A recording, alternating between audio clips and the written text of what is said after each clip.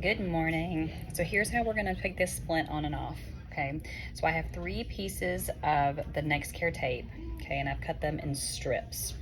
Okay, so you want to have the tape ready for when you take your splint off so that you don't run the risk of the tip of the finger bending. So I'm going to use my index finger just because I think it'll be easier to see.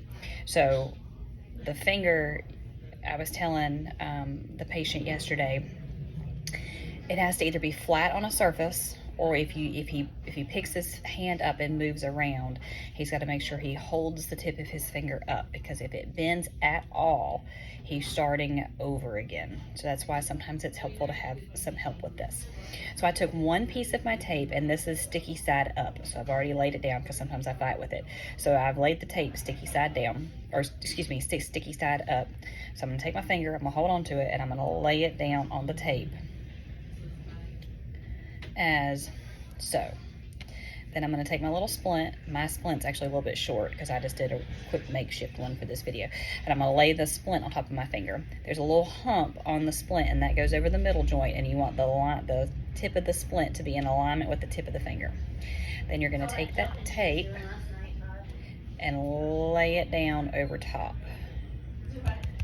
Okay, so that's going to kind of pull the tip of the finger up into the splint, and any extra you have on your hand, like I cut that piece kind of long, you can trim that up. So then you take a second piece of tape, and I'm going to wrap it around the tip of my finger so that it doesn't drop.